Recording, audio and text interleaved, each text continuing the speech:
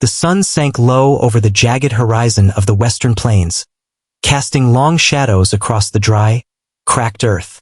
The wind carried a biting chill that made the prairie grass sway like restless spirits. In the distance, a solitary farmhouse stood, its wooden planks weathered and gray, surrounded by nothing but emptiness and the faint echo of the past. Inside, the flicker of a lone oil lamp danced across the walls, casting shadows that seemed almost alive. The farmer, a man whose face bore the scars of decades under the relentless sun, moved slowly across the room. His hands, rough and calloused, traced the contours of the furniture as if seeking comfort from familiarity. It had been years since he had shared his life with another soul, years spent in silence broken only by the wind and the distant call of coyotes. Each night seemed longer than the last, colder and lonelier, like the world itself had forgotten him. Then came the day she appeared, a figure so large and imposing, yet so profoundly human, that she seemed born from the land itself. Her hair fell in a dark cascade over her shoulders, her eyes glinting with a fire that mirrored the sun setting behind her. She was an Apache woman, towering and strong, yet her presence held an unexpected softness. She approached the farmhouse with a measured grace, the wind teasing the edges of her dress. "Good evening," she said, her voice deep yet warm, carrying across the empty yard. The farmer started, his hand instinctively resting on the edge of the table. He was not used to visitors, not for years. "Evening," he replied cautiously, his voice rough with disuse. "Can I help you?" She smiled, a gesture that seemed both shy and bold, and stepped closer. "I've been walking these plains for days," she said. "Every night feels colder without a man." The farmer blinked, unsure whether to be amused or unsettled. He had heard of Apache women, tales told around campfires of their strength, their courage, their unyielding spirits. But never had he imagined one standing at his doorstep, speaking with such honesty, such vulnerability. I don't know what to say," he stammered. "You don't need to say anything," she said, shaking her head. "I can see it in your eyes. Loneliness. It's written on you like the lines in your hands." The air between them seemed to thrum with unspoken truths. The farmer had lived a life built on survival, on hard labor and harder choices. But he had never thought about sharing it, about letting someone into the quiet corners of his world. And yet, here she was, a giant among women, and somehow smaller than the distance that had grown between his heart and the rest of humanity. She stepped closer still, her presence filling the room, yet not threatening. "I don't want to impose," she said softly, "but I can't bear another night like the ones behind me. I've walked under the stars with only the wind for company. I want warmth.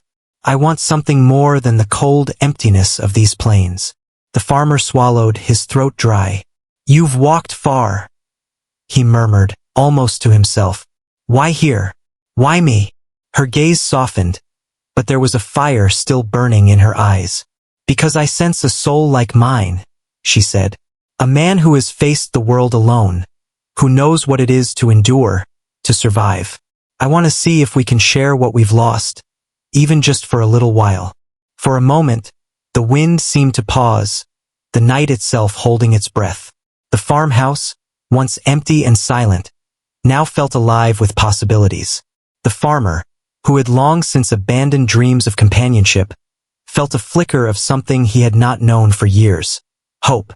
"Come inside," he said finally, stepping aside. "It's warm enough here, though the nights are still cold." She entered, her presence filling the small space with an energy that seemed both grounding and liberating. The fire in the hearth crackled, sending sparks dancing along the walls.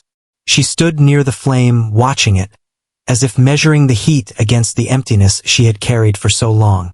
"I never thought I'd see another soul like mine out here," she admitted, her voice a whisper now, almost lost in the crackling of the fire. "The plains are vast, and yet so lonely." The farmer nodded, understanding more than he could say. "I've lived here a long time. The wind is my companion, the land my family. But even then, Nights like these remind me of what's missing. Her eyes met his, and in them he saw a reflection of himself, a mirror of his solitude and longing. Then perhaps, she said, stepping closer, we don't have to endure it alone anymore. They sat together, the silence between them no longer heavy but comforting. Words were sparse, unnecessary. The shared understanding of loneliness, of desire, of the need for warmth, bridged the gap that years of isolation had carved. The fire's glow painted their faces, revealing the stories etched into their skin, the scars of battles fought both within and without.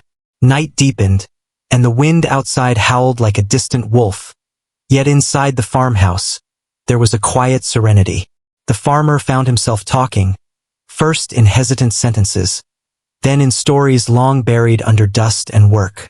He spoke of the crops that failed, the winters that were too cruel, the friends who had moved on or passed away.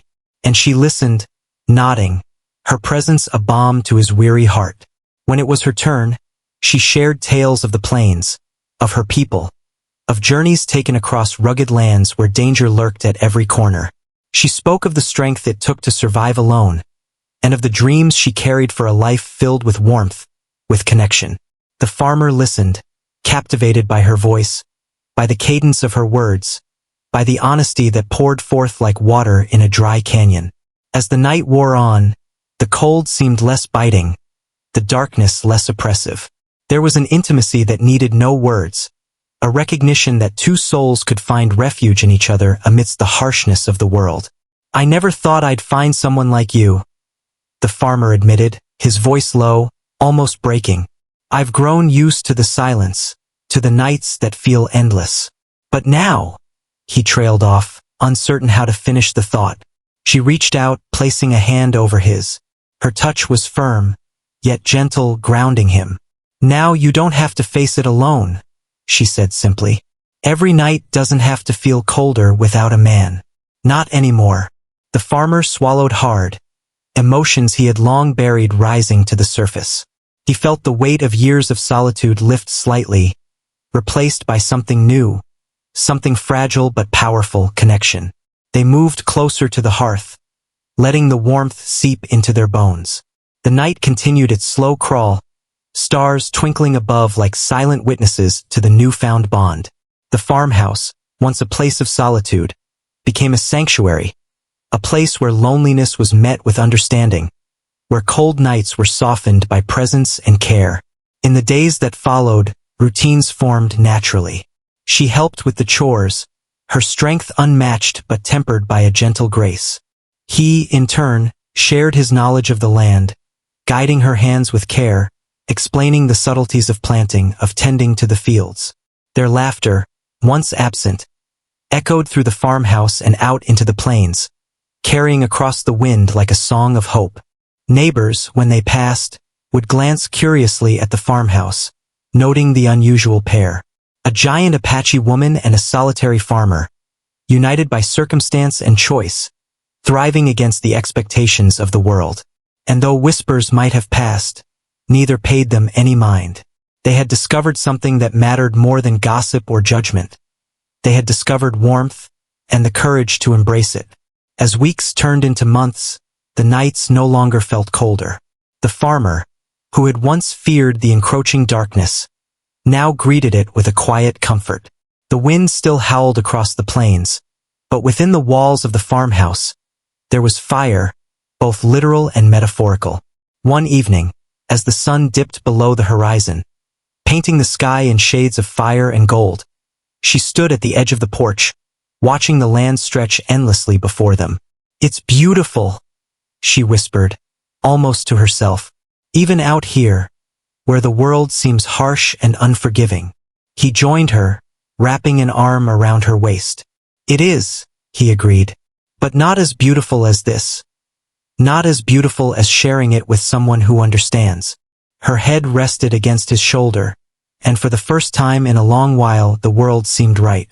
Two souls, both shaped by hardship and solitude, had found each other amidst the vast, unforgiving plains. And in that connection, they discovered that the coldest nights could be endured, even cherished, when faced together. They stood there, side by side, letting the wind play through their hair, letting the chill of the night mingle with the warmth they had found in each other. And though the plains stretched endlessly, lonely and harsh, the farmhouse glowed with life and hope, a testament to the power of companionship, to the courage it takes to open one's heart. In the silence, she spoke once more, her voice a gentle caress against the wind. "Every night feels colder without a man," she said. "But now I think I can endure anything, as long as I'm not alone." The farmer squeezed her hand, feeling the truth of her words deep in his chest. "Neither can I," he whispered. "Neither can I." And so, under the vast expanse of the western sky, two souls who had once wandered alone finally found warmth, connection, and the understanding that even in the harshest of lands, love could grow, like a fire resisting the night, like life itself enduring against all odds. The wind continued to sing its mournful tune.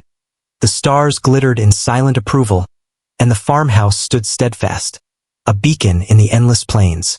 Nights would come and go, storms would rage, and time would march relentlessly forward. Yet within those walls, the cold had been chased away, replaced by a warmth that only true understanding and companionship could bring. And in that warmth, they remained, together, unbroken, and endlessly resilient, knowing that the plains, the loneliness, and the nights that once felt impossibly cold had finally met their match.